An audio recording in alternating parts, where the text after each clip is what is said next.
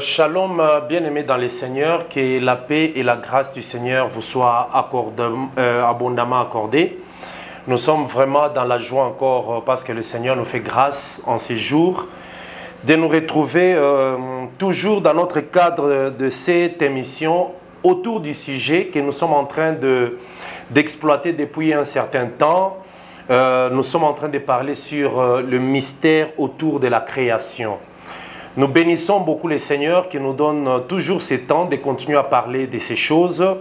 Et nous prions que le Seigneur aussi vous bénisse, vous qui donnez de votre temps pour suivre ce thème très important pour la foi chrétienne, pour notre vie et aussi pour l'édification de l'Église du Seigneur. Bien-aimés, nous disons sincèrement merci parce que nous sommes en train d'évoluer par sa grâce. Et le Seigneur nous donne encore beaucoup d'ouverture par le Saint-Esprit pour comprendre les Écritures. Parce que la Bible dit que le Seigneur Jésus-Christ, quand il devait partir, il souffla sur les apôtres. Les apôtres ont reçu ces souffles et ça leur a permis de comprendre les Écritures. Donc les Écritures doivent être comprises, mais cela par l'aide du Saint-Esprit. Celui qui vous parle, c'est votre frère, Dadi Dan Kadima.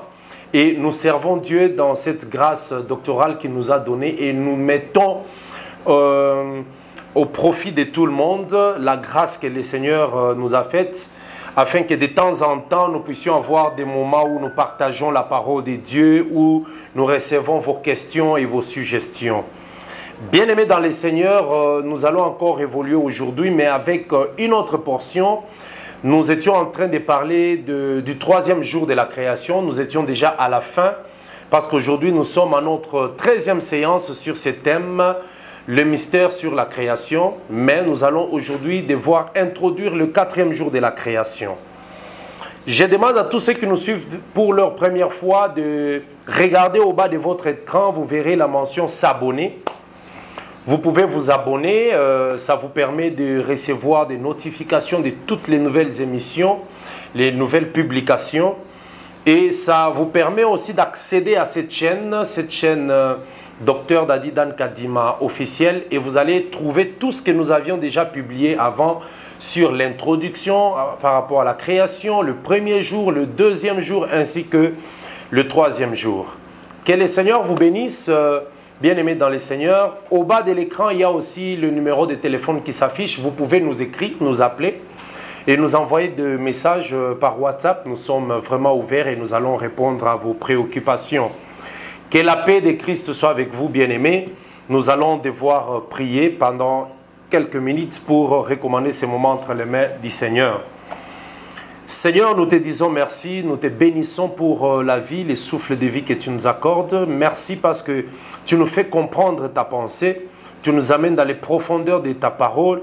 Merci pour ces choses et nous prions que tous ceux qui écoutent, qui suivent, soient bénis abondamment, qu'ils reçoivent ta grâce, que les malades soient guéris et que tous ceux qui ont des problèmes et des soucis trouvent solution par ta miséricorde. Nous t'avons ainsi prié au nom de Jésus-Christ. Amen. Que le Seigneur vous bénisse, bien-aimés. En ce mois d'octobre 2022, nous sommes en train d'exploiter toujours ces thèmes. Nous allons lire le passage de Genèse chapitre 1er, mais nous lirons très rapidement d'abord à partir du verset 14. La Bible nous dit ceci, Genèse chapitre 1er, verset 14. Dieu dit qu'il y ait des luminaires dans l'étendue du ciel pour séparer les jours d'avec la nuit. Que ce soit des signes pour marquer les époques, les jours et les années. Et que ces luminaires, qu'ils servent des luminaires dans l'étendue du ciel pour éclairer la terre, et cela fut ainsi. Dieu fit les deux grands luminaires, le plus grand luminaire pour présider au jour, et les plus petits luminaires pour présider à la nuit. Il fit aussi les étoiles. Dieu les plaça dans l'étendue du ciel pour éclairer la terre, pour présider au jour et à la nuit, et pour séparer la lumière d'avec les ténèbres. Dieu vit que cela était bon. Ainsi il y eut un soir, il y eut un matin, ce fut le 4e jour. Voilà, bien aimé, la lecture du 4e jour de la création, donc au chapitre 1er de Genèse, du 1er au 19e verset. Ici, on nous parle du 4e jour de la création des luminaires. Lorsqu'on nous parle des luminaires, nous voyons le soleil, la lune ainsi que les étoiles. Il y a des luminaires qui éclairent le jour, donc le soleil, et il y a des luminaires qui éclairent la nuit, la lune et les étoiles. Cela fut créé le 4e jour. Donc, voilà, bien-aimés dans le Seigneur, lorsque nous sommes en train de parler des mystères autour de la création, nous expliquons cela pour que ceux qui nous suivent comprennent, parce qu'il y a des bien-aimés qui se posent toujours des questions quand ils nous appellent, comment est-ce que nous parlons de la création sous cette forme. Oui, la création, un prédicateur peut aborder la création dans le sens de la connaissance exactement, parler d'une manière connaissance sur la création, donc la création au sens physique, au sens réel. Un autre prédicateur peut parler de la création dans un sens spirituel, donc la valeur spirituelle de la création.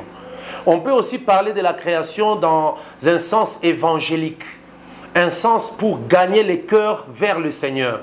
Donc, il y a plusieurs manières d'aborder les Écritures, plusieurs manières d'aborder la parole de Dieu. Voilà pourquoi l'apôtre Paul, lorsque nous lisons la Bible dans Corinthiens, je vais très rapidement dans ces passages de Corinthiens au chapitre 14, verset 6. Écoutez ce que l'apôtre Paul dit. Premier livre de Corinthiens, chapitre 14, le verset 6, l'apôtre Paul dit ceci. « Et maintenant, frères, de quelle utilité vous serais-je si je venais à vous parlant en langue et si je ne vous parlais pas par révélation ou par connaissance ou par prophétie ou par doctrine. » Lorsqu'on dit « ou », ça veut dire d'une manière ou d'une autre. Lorsqu'on dit « eux », ça veut dire d'une manière et d'une autre. Donc voilà.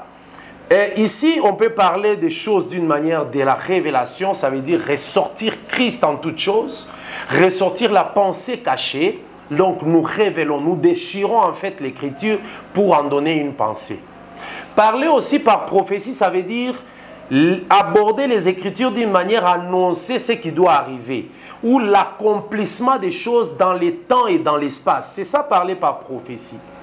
On peut aussi aborder les Écritures ou la parole de Dieu d'une manière doctrinale, ça veut dire poser les choses d'une manière à expliquer la vie. Comment est-ce que l'homme doit vivre la parole? C'est ça la doctrine. Et la connaissance d'une manière, c'est ça un peu la science de Dieu.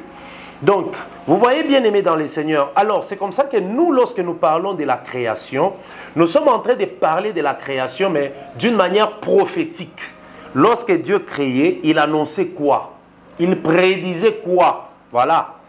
Parce que nous devons savoir que lorsque Dieu parle, dans le parler de Dieu, il y a ce qu'il parle et ce qu'il veut dire. Voilà. Donc, il peut parler une chose, mais en voulant dire quelque chose. C'est ainsi que lorsque nous lisons beaucoup les Écritures dans Exode, dans Lévitique, dans Nombre, la Bible dit que Dieu parla à Moïse et dit. Vous voyez? Donc, il y a le parler et le dire. Lorsque Dieu parle, il a une pensée. Le parler, c'est en fait ce qu'on a écrit, ce qui est présenté. Mais le dire, c'est ce qui est caché. Il parle d'une chose, mais en disant telle chose. Voilà ce que nous pouvons comprendre dans cette pensée. Et voilà pourquoi nous abordons la création d'une manière spirituelle, prophétique, annonçant des choses. C'est ainsi que lorsque nous remontons un tout petit peu au 3e jour, écoutez ce que la Bible dit au 3e jour. Le 3e jour de la création, Genèse 1er verset 9. Dieu dit que que les eaux qui sont au-dessous du ciel se rassemblent en un seul lieu et que le sec paraisse, et cela fut ainsi. Dieu appela le sec terre, et il appela l'amas des eaux mer. Dieu vit que cela était bon. Vous voyez? Donc, Dieu vit que cela était bon. Donc, lorsque Dieu sépare les eaux, ça permet que la terre soit retirée des eaux qui étaient en bas. Parce qu'il y a une partie des eaux qui est partie dans le ciel et une partie qui est restée sous le ciel, donc sur la terre. Mais c'est cette partie qui est restée sur la terre que Dieu a retirée d'un côté et le sec est apparu. Ce sec-là, c'est ça la terre. Alors, Et maintenant, le verset 11, Dieu dit que la terre maintenant produise de la verdure. Et les herbes portant la semence, ainsi que les arbres fruitiers. Vous voyez, nous avions dit aussi que il faut que nous sachions que Jésus-Christ, c'est toute une terre. Jésus-Christ, c'est la terre promise en fait. Parce que lorsque nous étions dans le monde, c'est comme si nous étions en Égypte. Lorsque l'évangile vient vers nous, nous retire du monde, nous quittons l'Égypte. Mais lorsqu'on quitte l'Égypte, c'est pour aller vers où? Vers la terre promise. C'est comme ça que nous quittons le monde pour aller en Christ. Donc Christ, c'est la terre promise. C'est ainsi que nous avions dit que lorsque Jésus-Christ est venu, il était une terre qui est allée dans le Jourdain. Voilà. Christ, c'est une terre qui est allée dans le Jourdain devant Jean-Baptiste. Jean-Baptiste a baptisé Jésus-Christ. C'est une terre qui rentre dans les eaux. Lorsqu'il entre dans les eaux, après le baptême, il sort des eaux.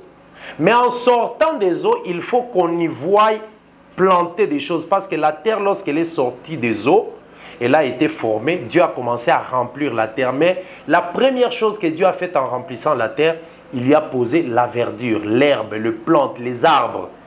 C'est ce qui est écrit dans Genèse chapitre 1er, verset 11. Que la terre produise de la verdure, des arbres portant de la semence, des herbes, que toutes ces choses soient sur la terre. Mais cette terre venait des eaux. Or, dans les eaux, la terre était informe et vide. Lorsqu'elle sort des eaux, maintenant, elle est remplie. On la remplit de la verdure, on la remplit des arbres, des herbes. Jésus-Christ aussi, lorsqu'il est sorti des eaux, l'Éternel a fait descendre sur lui l'Esprit. L'Esprit, c'est la vie. Alors, Christ aussi étant la terre, lorsqu'il sort des eaux, il faut qu'on y mette de la verdure. Les plantes. Les plantes, c'est le peuple. La Bible nous dit que toute chair est comme l'herbe. Donc, Christ qui sort des eaux, qui est une terre, on y place de l'herbe, des arbres. Je vais lire cela dans Ésaïe. Regardez ce que la Bible nous dit dans Ésaïe. Parce que c'est lorsque Christ sort des eaux qu'il reçoit maintenant un peuple. Parce que vous allez voir que lorsqu'il est sorti des eaux, directement, il s'est choisi des disciples. Il s'est choisi des gens pour travailler, pour la mission qu'il devait avoir. Ésaïe chapitre 40, je vais lire très rapidement à partir du verset 6. Ésaïe 40, verset 6. La Bible dit ceci. Une voix dit, crie, et il répond, que crierai-je? Toute chair est comme l'herbe, et tout son éclat comme la fleur des champs. L'herbe est sèche, la fleur tombe, quand le vent de l'Éternel souffle dessus. Certainement, le peuple est comme l'herbe. Vous voyez, le peuple est comme l'herbe. Donc, Christ est comme une terre.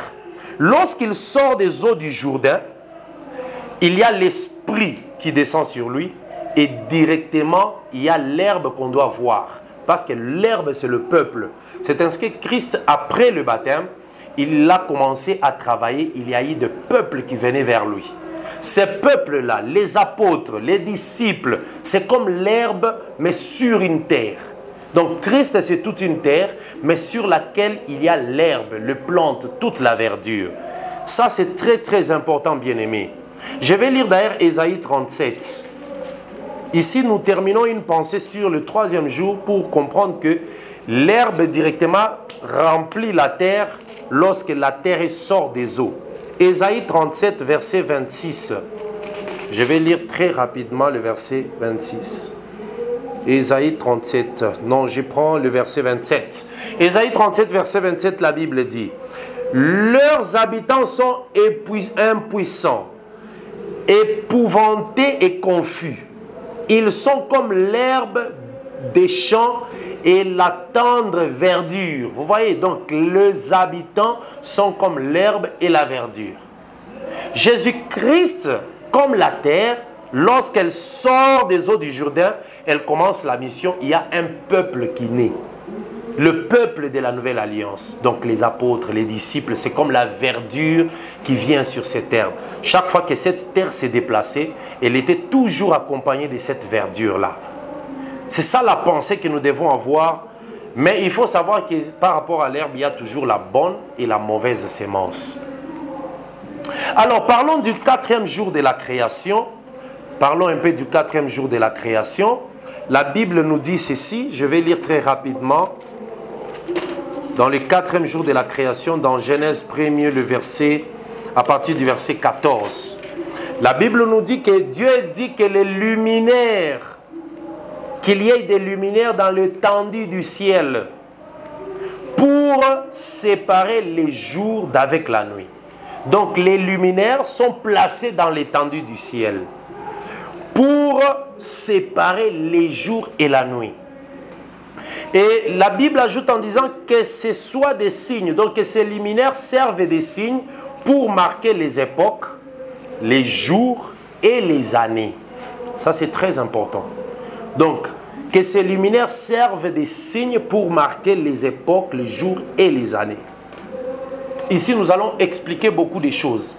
Lorsque Dieu place les luminaires dans le ciel, et il dit que ces luminaires doivent maintenant servir des signes pour marquer les époques, les jours et les années.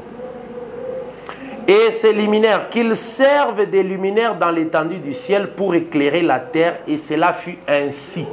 Donc, vous voyez, donc ce sont des luminaires, mais qui doivent aussi servir des signes et d'éclairage. Alors, le verset 16, Dieu fit deux grands luminaires. Deux grands luminaires. Le plus grand luminaire pour présider au jour, et le plus petit luminaire pour présider à la nuit, et il fit aussi les étoiles. Et Dieu les plaça dans l'étendue du ciel pour éclairer la terre. Bien-aimés dans le Seigneur, ici je voudrais d'abord révéler quelque chose très important. Nous avons expliqué la terre qui est sortie des eaux comme Jésus-Christ lui-même d'abord. La terre aussi qui sort des eaux comme Israël, parce qu'Israël sera dominé par les nations. Ésaïe chapitre 8 nous dit que les nations sont comme des grands fleuves. Ils vont inonder la terre. Mais ils vont inonder la terre jusqu'au cou. Donc ils ne vont pas aller au-delà du cou. Or, quand on inonde jusqu'au cou, ça veut dire le corps est dans les eaux, mais la tête est au-delà des eaux. Il faut très bien comprendre. Or, Israël, comme la terre, qui est aussi une épouse, sera enfoncée dans les eaux, mais la tête qui est son époux ne sera jamais inondée. C'est ça, Ésaïe chapitre 8. Il dit que les eaux déborderont, inonderont le pays d'Emmanuel jusqu'au cou. Mais la tête ne sera pas inondée. Je voudrais qu'on lise ces passages-là. C'est très très important, bien-aimés. Parce que lorsque nous comprenons les prophètes, nous avons la lumière aussi sur la pensée des apôtres. La Bible dit ceci dans Ésaïe chapitre 8. Le verset 5. L'Éternel me parla encore et me dit: parce que ce peuple a méprisé les eaux de Siloé qui coulent doucement. Vous voyez, Israël a méprisé les eaux de Siloé qui coulent doucement. Les eaux de Siloé, c'est Jésus-Christ. Il est venu dans la douceur comme un agneau. Et Israël ne l'a pas reconnu, l'a méprisé. C'est ainsi que le jour où Jésus-Christ a ouvert les yeux de l'aveugle, il a dit: va te laver aux eaux de Siloé. Parce que les eaux de Siloé donnent la lumière. Et que ce peuple a méprisé les eaux de Siloé qui coulent doucement, mais qu'il s'est réjoui au sujet d'Éritien, fils de Rémalia. Voici, le Seigneur va faire monter contre eux les puissantes et grandes eaux du fleuve, le roi d'Assyrie et toute sa gloire. Vous voyez? Donc comme Israël a rejeté le Messie, il a rejeté son Christ, il y aura un moment où les eaux vont inonder sa terre. Ces eaux-là, on les appelle le roi d'Assyrie et toute sa gloire. Il s'élèvera, ça veut dire, ces eaux-là, le roi, s'élèvera partout au-dessus de son lit. Il se répandra sur toutes ses rives. Il se répandra dans toutes ses rives. Il pénétrera dans Juda. Et il débordera et il l'inondera. Il atteindra jusqu'au cou. Et le déploiement de ses ailes remplira l'étendue de ton pays, ô Emmanuel. Vous voyez, donc Israël sera inondé, mais jusqu'au cou, parce qu'il est l'épouse. Israël est l'épouse. Son époux, c'est la tête. La tête ne peut pas être inondée. C'est ainsi qu'il s'arrête jusqu'au cou.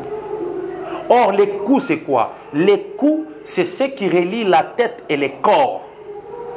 Qui relie le peuple et son Dieu? C'est le ministre, c'est les sacrificateurs. Les sacrificateurs jouaient le rôle de relier le peuple avec son Dieu.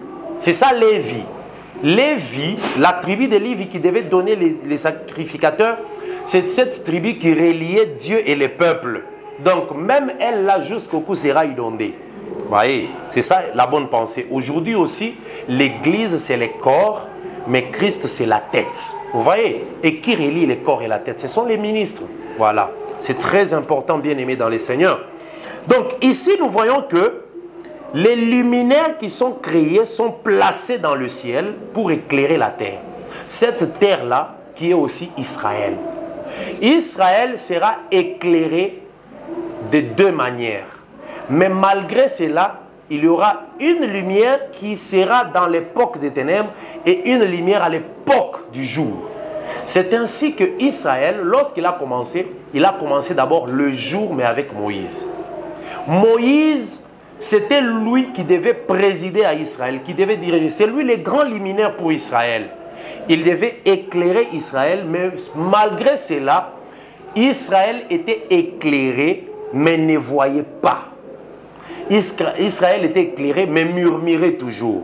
Donc, les deux luminaires qui doivent éclairer, il y a Moïse et il y a aussi Christ qui viendra éclairer plus tard. Suivez-moi très bien. Parce que lorsque Moïse a été avec Israël, Israël n'a pas compris le salut de Dieu. Israël n'a pas été délivré. Israël n'a pas eu la foi malgré la présence de Moïse qui était les luminaires qui les éclairaient. Tous les prophètes qui étaient dans Moïse servaient des signes pour marquer les époques, pour marquer les années, les temps. Mais malgré cela, Israël n'a pas été éclairé, il n'a pas compris. Mais il y aura l'époque où Christ aussi viendra. Christ viendra aussi pour éclairer Israël après, par la bataille de l'Armageddon. Lorsqu'il viendra dans la bataille d'Armageddon, il frappera l'Antichrist, il frappera la bête, Israël sera éclairé à nouveau. Vous voyez, ce sont les deux luminaires. Les deux luminaires. Mais sachez aussi que si Israël c'est une terre, donc l'Église aussi c'est toute une terre. Parce que la Bible dit que la parole de Dieu est une sémence qui tombe sur une terre. Voilà, donc nous l'Église, nous sommes aussi une terre qui recevons la sémence. Et lorsque nous recevons la sémence, il y a la sémence de celui qui vient nous présider. Alors, l'apôtre Paul nous dit ceci. Regardez, je vais lire très rapidement dans Romains. Vous devez supporter ces choses parce que ce sont des mystères, des choses qui révèlent les pensées cachées dans la création. La Bible nous dit dans Romains chapitre 13, je lis le verset 11. Cela importe d'autant plus que vous savez en quel temps nous sommes. Vous voyez? Parce que lorsqu'on parle du temps, il faut savoir qu'il y a des choses qui marquent les temps, qui marquent les époques. Ce sont les luminaires. Cela importe d'autant plus que vous savez en quel temps nous sommes. C'est l'heure de vous réveiller enfin du sommeil. Car maintenant, le salut est plus près de nous que lorsque nous avons cru. La nuit est avancée, les jours approchent. Vous voyez, ça c'est Paul qui dit que la nuit est avancée. Nous sommes à l'époque d'une nuit avancée. Après notre époque, les jours vont approcher. Or, les jours qui approchent, s'approchent pour qui? Pour Israël.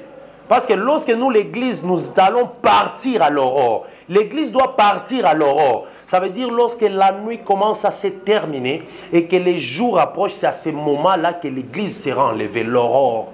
Ce sont des parlers prophétiques de Dieu. C'est ainsi que lorsque le Seigneur est allé sauver Lot, les anges ont sauvé Lot, on les a fait sortir de Sodome et Gomorrhe, l'ange leur a dit de partir. Lot a commencé à fuir pour partir avec sa femme et ses deux filles. Mais la Bible nous dit que lorsqu'ils sont entrés à Tsoar, le soleil s'est levé. Donc Lot est sorti de Sodome, Lot est sorti de Gomorrhe à ce moment-là. C'était en pleine nuit, mais il a terminé sa course à l'aurore. Lorsqu'il entre dans Tsoar, la ville où il devait être sauvé, le soleil s'élève. Ah, donc Lot est l'image de l'Église qui est en train de vivre la période de la nuit, mais c'est à l'aurore que nous serons enlevés. Mais bien aimé, l'aurore et l'aube, ce sont des moments de confusion. Lorsque tu es à l'extérieur, au moment de l'aube, tu vas voir, tu te poseras la question, est-ce que c'est la nuit ou c'est les jours? Parce que la nuit est en train de disparaître, le jour est en train d'arriver. C'est le juste milieu là. C'est le moment de la confusion. L'Église traverse l'époque de la nuit. Mais le moment de la forte confusion, c'est quand l'Église partira. Aujourd'hui, nous traversons l'époque de la forte confusion. Lorsque nous regardons la vie des pasteurs, des enseignants, des gens qui prêchent la parole, qui prêchent la confusion, on ne comprend plus rien. Les pasteurs sont devenus comment? Sont devenus des musiciens, sont devenus des acteurs de théâtre, des acteurs de films. Les pasteurs sont devenus des stars. Donc vous voyez, c'est l'époque de la confusion totale. Nous ne savons pas qu'est-ce qu'ils enseignent, qu'est-ce qu'ils disent. Les gens qui enseignent les choses contraires de ce qu'ils étaient en train de confesser ou témoigner avant. Donc c'est presque l'aurore et l'aube. Donc c'est pour faire voir que le départ est proche. L'Église va bientôt quitter la terre. Mais qu'est-ce qui marque cela? Ce sont les luminaires. Nous avons le soleil qui a présidé les jours du temps d'Israël. Jésus-Christ aussi est venu comme le soleil de la justice. La Bible nous dit dans Psaume 84, verset 12, que Jésus-Christ c'est un soleil de la justice. Lorsque Jésus-Christ est venu, il est mort à la croix. Vous allez voir que le jour où Jésus mourait à la croix, le soleil s'éteignait. Ça montre que c'était le soir, la nuit qui a commencé. C'est ça la nuit dont parle Paul. Vous voyez? Donc la mort de Christ à la croix, c'était le soir et la nuit a commencé. Aujourd'hui, l'Église traverse l'époque de la nuit. Mais nous sommes éclairés par la lumière du soleil. Le véritable soleil qui est Christ. Vous voyez? Donc il faut savoir que les étoiles, c'est une lumière, mais qui reçoit la lumière du soleil aussi. Pardon, la lune, c'est une lumière. C'est un luminaire, mais qui reçoit la lumière du soleil.